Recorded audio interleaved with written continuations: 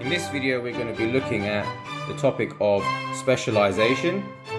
Okay, so specialization, this is where people specialize in a particular practice in order to increase their productivity level. So people are acquiring specialist skills. Okay, so some examples of specialist practice, so it would be like a doctor, a chef, accountant, and even a farmer. Okay, so these are all skilled work, example of skilled work. Okay, so without specialization, if we didn't have it, if we didn't have doctors, chefs, accountants, farmers, etc., lawyers, etc., it means that we must do everything ourselves. Okay, so that would mean we'd have to grow our own food. It would mean we'd have to do our own finances. We would have no doctors, so we'd have to, look after ourselves and figure that out ourselves as well. And that's not going to work because there's only 24 hours in a day, and not everyone can do everything. Okay, there's only so much you can do. Okay, so that's why specialization is such a good thing. And in large firms, when you have lots and lots of specialization, it leads to a division of labor. Okay, so what happens is, for example, in a big company, you might have the finance department, you might have the HR department, you might have the sales department. So you have specialist people working in divisions and teams, okay, to increase productivity further. The other thing that you need to know about specialization is that it requires money. It's a necessity of specialization. If we do not have a means of trade, okay, we cannot specialize. Okay, we cannot benefit from this. Because, let's say for example, you go on holiday, you take your money with you. Let's say you're going to, I don't know, Sweden or something like that. Okay, and you take your money from the US. Let's say you're taking dollars. In Sweden, they don't accept dollars.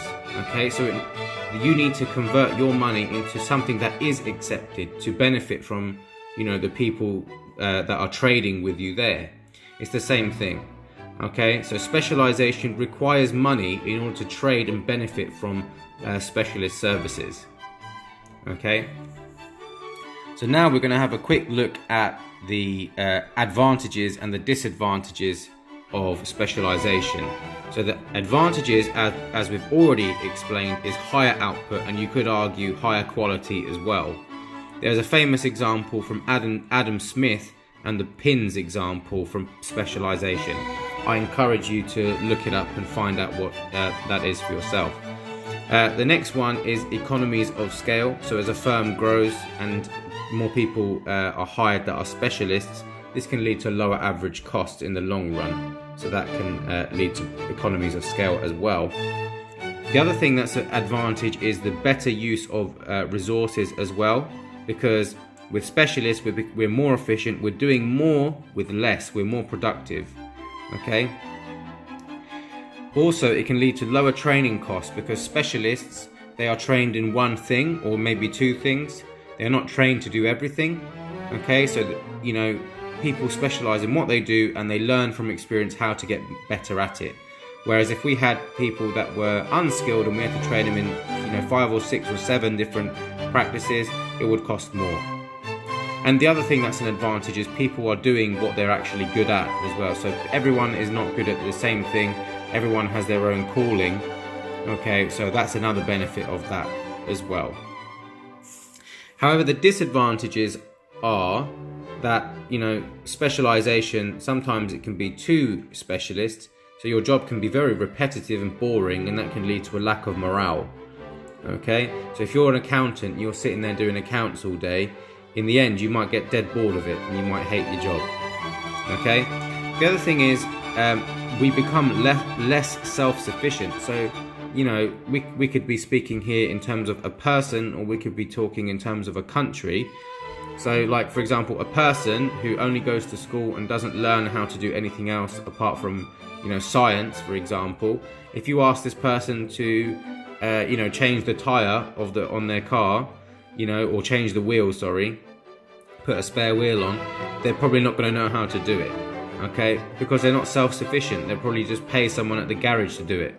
Same thing that it can be applied in the context of the country as well. So if our country specialises in services, which we do in the UK, it means that when it comes to manufactured goods, we're not self-sufficient. We are dependent on other countries like China and other countries within Asia to produce the stuff that we want to consume. Okay.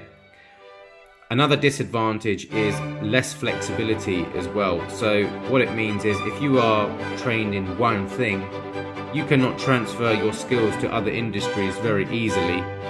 Okay, you will need to retrain and you need to acquire those skills and experience to be able to transfer industry. So often is the case where people over-specialize and they're unable to move to other parts of even the same industry. Once their job becomes very repetitive and they've had enough of it, they're kind of stuck in what they're doing because it will cost too much to retrain. So hope that made sense. Any questions, just leave them down in the comment section below.